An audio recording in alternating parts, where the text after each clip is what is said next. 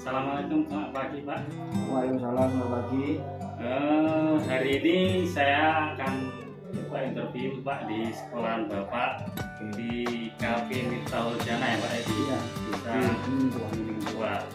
Jadi pada pagi hari ini saya akan melakukan observasi tentang pengambilan keputusan Pak.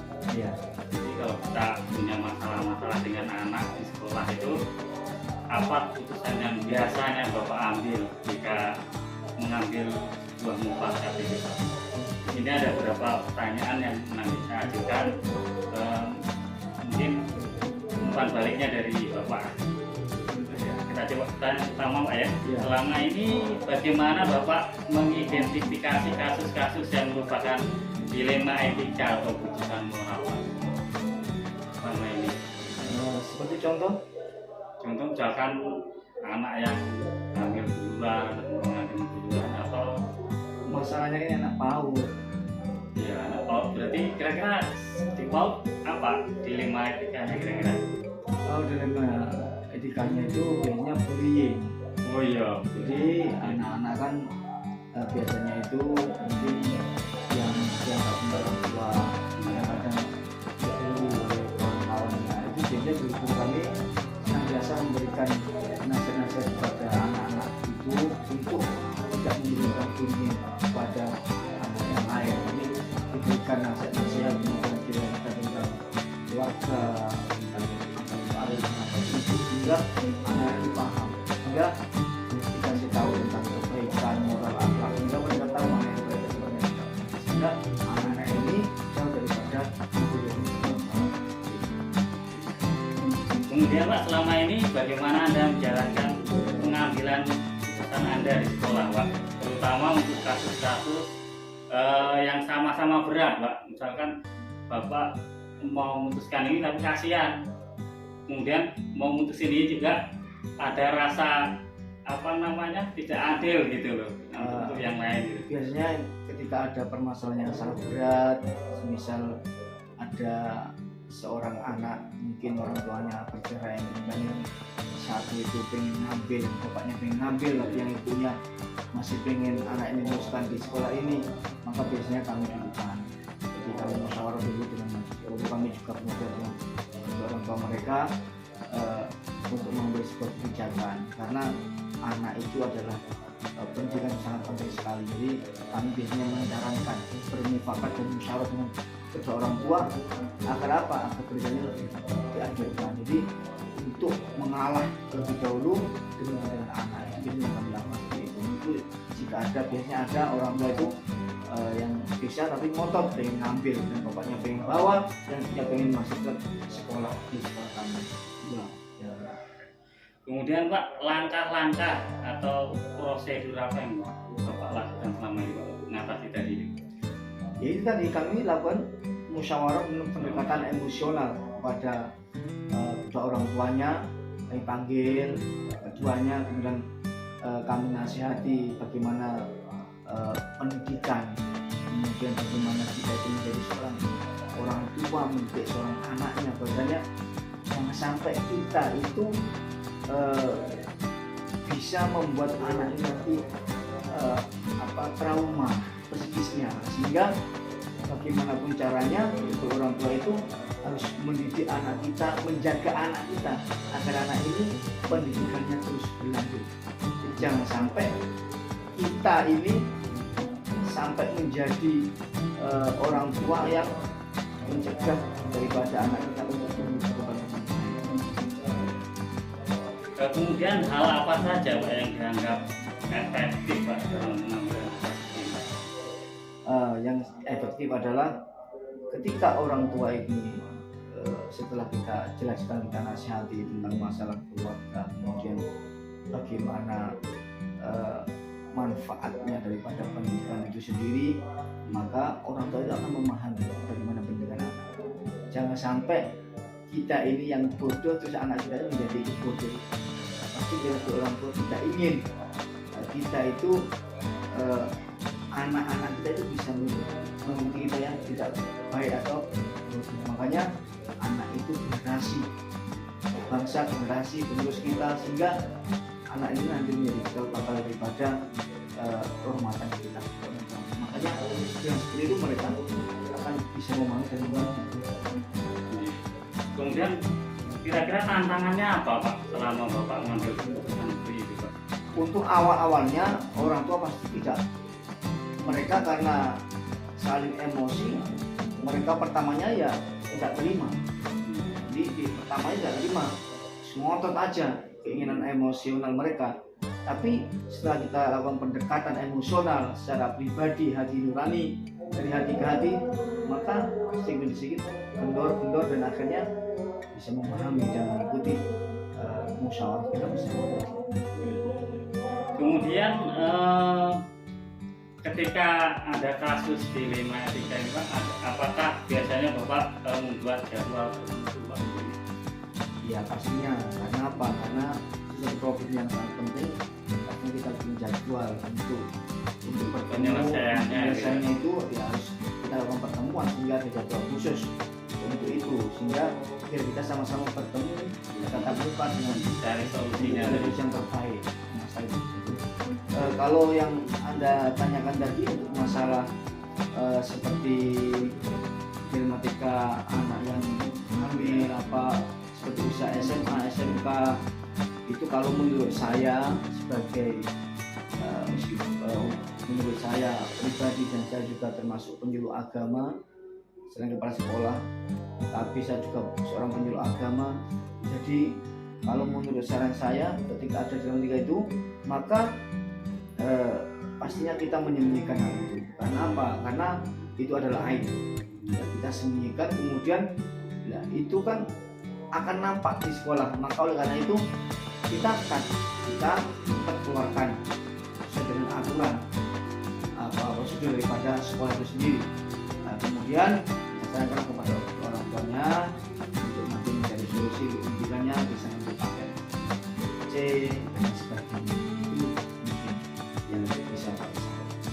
Kemudian yang mengenai anak Bapak tadi setelah dia mengambil keputusan tadi itu, apa faktor-faktor yang mempermudah Pak supaya penyelesaiannya cepat?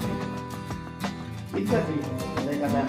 Jadi ketika kita itu ngobrol dengan orang tuanya dari hati ke hati tentang masalah emosional tadi, tentang masalah anak tadi, pendidikan anak tadi, kalau kita sudah bicara dari hati ke hati, maka insya Allah orang tua itu akan bisa memahami daripada keadaan tersebut.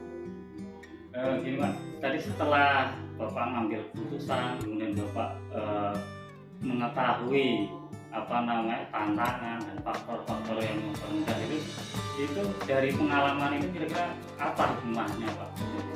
Hikmahnya adalah salah satunya adalah orang tua, wali murid terutama dan anak itu sendiri. Hikmahnya adalah anak itu tidak terjadi yang namanya trauma psikisnya satu. Jadi dia kenapa? Karena seorang anak ketika melihat orang tuanya pisah, itu pasti mereka akan kena psikis.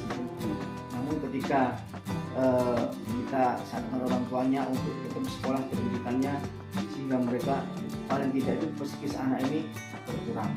Kemudian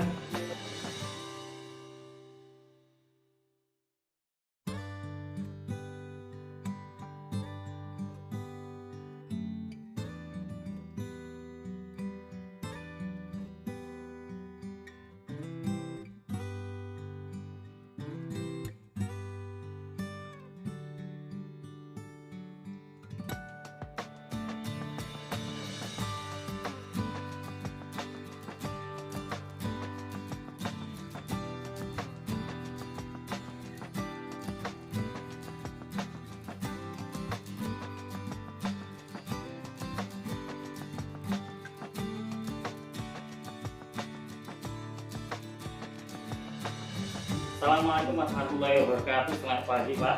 Waalaikumsalam warahmatullahi wabarakatuh. Pagi juga. Pada hari ini saya akan coba mewawancara Bapak mengenai biasanya ada hal-hal yang dilakukan di sekolah tentang pengambilan keputusan Pak. Misalkan Bapak di sekolah punya permasalahan atau problem-problem tentang siswanya, kemudian tentang yang lain-lain, prasarana dan lain-lain yang menghambat sekolah ataupun yang memajukan sekolah gitu Pak kira-kira. Tapi yang di sini yang akan saya uraikan adalah mengenai tentang dilema etika Pak. Biasanya kan di sekolah kita kan banyak problem seperti kalau kita ngambil keputusan itu rasanya ada yang tidak seret gitu Pak, ada rasa kasihan, ada rasa Dari tidak satu kasus adil. ya. Iya seperti itu. Begini Pak, bagaimana kira-kira Bapak mengidentifikasi kasus-kasus yang merupakan dilema etika di sekolah Bapak? Baik, untuk mengidentifikasi kasus dilema ini atau terjadinya satu kasus, contoh misalnya terjadi pertanyaan tentang teman, nah maka anak tersebut akan didapati yang lengkap tapi dari kelasnya, kesiswaannya, dan kita lihat regulasi yang diterapkan di sekolah. Kemudian Pak, bagaimana Bapak menjalankan pengambilan keputusannya ini Pak? Caranya gimana Pak? Untuk keputusan ini untuk penyelesaian. Iya. Oke, baik. Caranya itu pertama setelah sudah pihak yang bermasalah di kedua pihak dari anak kita yang terjadi dari etika, wali kelasnya atau guru yang terkait, juga dengan konseling atau kesiswaan. Nah selanjutnya ini akan kita bicarakan dengan kedua orang tua dan sekolah. Kemudian prosedurnya gimana Pak? Selanjutnya kita tawarkan solusi untuk perdamaian. Selanjutnya kita buat surat yang kedua orang tua, pemberitahuan dan pemanggilan.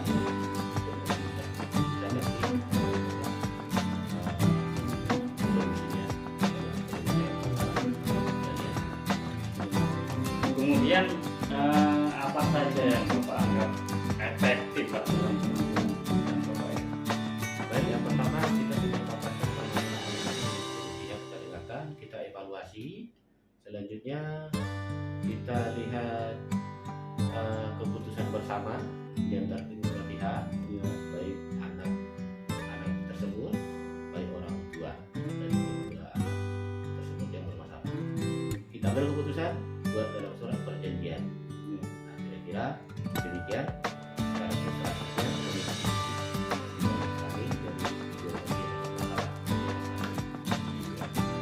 Kemudian Pak, apa tantangannya Pak setelah Bapak mengambil keputusan tadi itu?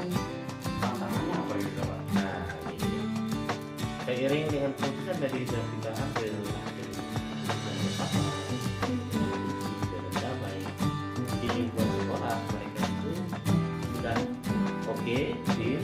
Ternyata setelah mereka di luar lingkungan sekolah, namun kasus mereka masih mereka berlanjut.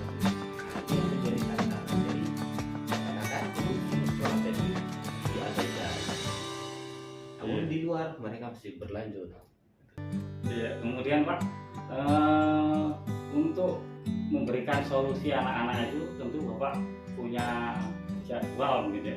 Kira-kira ada nggak jadwalnya Pak? Bapak jadwalkan ketika mereka tidak diberikan penyelesaian atau solusi. Ya, baik. Untuk penjadwalan tadi mengambil solusi dari kasus yang terjadi. Nah itu kita sudah disurati tadi. Disurati ya. Ya, kita undang kedua orang tua dari anak yang bermasalah. Kita tentukan hari apa dan berapa. Jadi itu bersama. Itu baru kita ambil. Kemudian Pak, faktor-faktor apa aja yang mempermudah untuk mengatasi masalah Bapak tadi? Baik, faktor yang bermudah dalam menyelesaikan masalah tentunya ada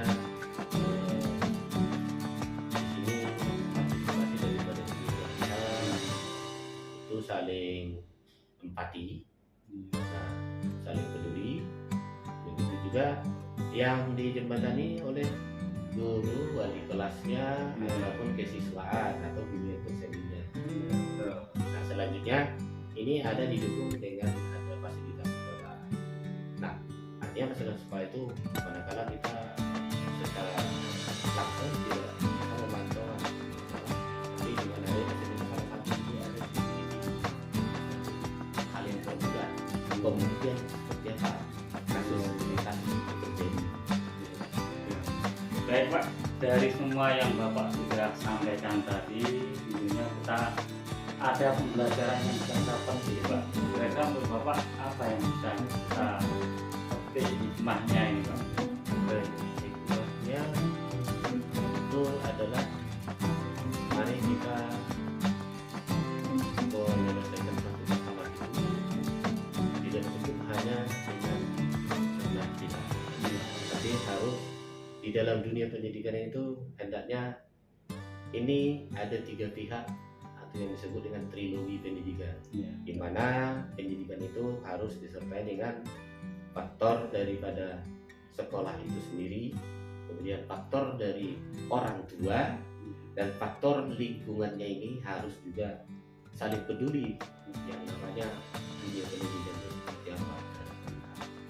Harus sinkron Harus semuanya sinkron. Jadi seperti katanya sekarang ini pemerintah, orang tua, masyarakat ini harus sinkron, harus punya kesadaran bisa untuk memantau dalam dunia pendidikan. Baiklah Pak, terima kasih atas waktunya yang sudah Bapak berikan kepada kami sebagai pewawancara. Mungkin lebih dan kurang dari saya itu saja. Saya pamit. Oke, Terima kasih banyak. terima kasih. Terima kasih. Selamat.